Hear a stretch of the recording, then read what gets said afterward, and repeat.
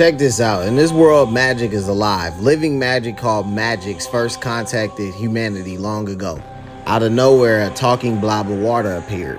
It said, drink every drop of this water. Do that and you'll acquire me, the water magic. That is my trial. Should you manage to pass it, I'll teach you the chant for controlling water. After that, the bonfire magic said, hold me for 1 hour. The iceberg magic said, sleep beside me for 1 night.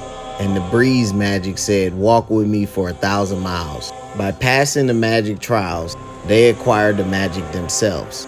Currently, there are magic hunters who overcome countless grueling trials and acquire powerful magic. People call these hunters witches with reverence and respect. And they was coming to fight this magic right here. This witch named Descaris was coming to fight him. And she was trying to acquire the magic that he had. His name was King Uro, the King Magic. In this world, magic is alive, and thus each magic has its own personality. Unfortunately, King Uro was the worst type of magic. He refused to allow witches to acquire him. He leveled mountains and drank rivers dry. He took countless lives for no reason. He was a magic who hated humanity. He likes to kill people so he don't die basically from boredom. And if you want to acquire his magic, his trial is to stop his heart. Simplicity in itself. So she tries to go upright and she uses a spell. Big ass explosion, right? She goes straight towards his heart. But something was off. He started to talk. He was like, you want to know why I lived over 1,000 years and not a single witch ever acquired me? It's because no woman can scratch my heart. That's just how it's made. You did well to push me this far. That was the most fear I felt in my life. Not that you ever stood a chance. You are the most powerful witch alive, but even you can't defy my rules. As long as you witches are women, you will never acquire me. It's impossible. And you see somebody walk up, meet Ichi, the main character. He's like, who the fuck is you? And he said, what rock did you crawl from under? He says, I'm a man. He said, huh? He said, I'm a man. Now to give you backstory on this man and the protagonist. When he was 6, he was given a knife and a little bit of food. When his food ran out, no one came for him. It hit him that he had been abandoned on the mountain. So he started walking. Day in and day out, he desperately tried to survive. When on the brink, he realized something. That they hadn't given him a knife to hunt. They had given it to him so he could slit his own throat. Just when he was about to do it right, a wolf come up right and was about to bite his ass. He slices the motherfucking throat, living. He surprised himself by how hard he clung to life. And so he learned gratitude for life. He learned how to catch fish, how to forage for edible plants, and where the edible mushrooms grew, and in time, death for death. He learned to hunt. The villagers at the foot of the mountain were kind, and they treated a vagrant like him like they were on, so he was thankful for them.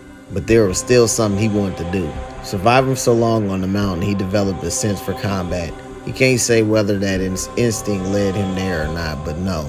As he go in his cave, just beyond that flower field near the mountain peak, he found it, King Oro. He slept on the tree for a pillow. He said he could tell it was powerful, and it would kill the humans in an instant.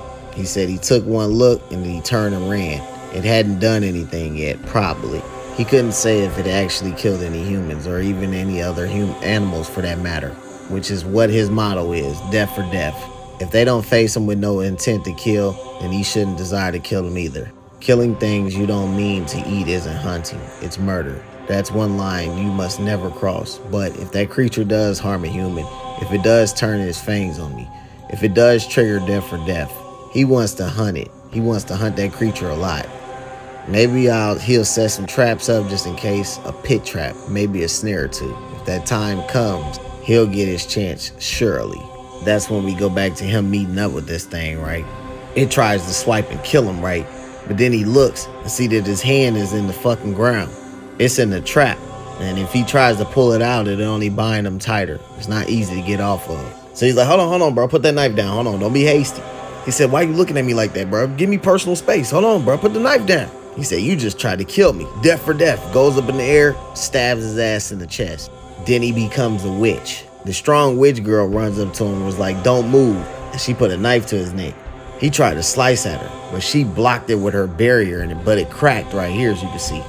She was like, look, I told you don't move. What, you in automatic slicing mode? He's like, look, it looked like you was trying to kill me. She's like, look, you're in a worse situation right now, kid. Don't even think about trying to speak any chance. He's like, chance? Oh, what was it? That Lazard thing? And his damn knife started to glow. Big ass. He disintegrated everything in front of his ass. A side note, in this world, only women have the aptitude for magic. Thus, only women can acquire and use magics. That's why they are called witches. It's widely believed that men can't use magic. But let's say, for example, there was a magic with a special power. That magic provided a trial that only a man could pass. Not only that, let's say a man with the mind and body well trained enough to handle said magic happened to pass the trial. Even in an extremely rare case, that man's chance of acquiring the magic would be a mere 0.001%. It's effectively impossible. Even if all that lined up, it would still take a miracle. As you see, Ichi then became a fucking witch. And this manga is called Ichi the Witch. It's only 5 issues out right now, but it's a perfect time to tell y'all about it because it's Halloween, my favorite fucking time of the year, plus my birthday's next week.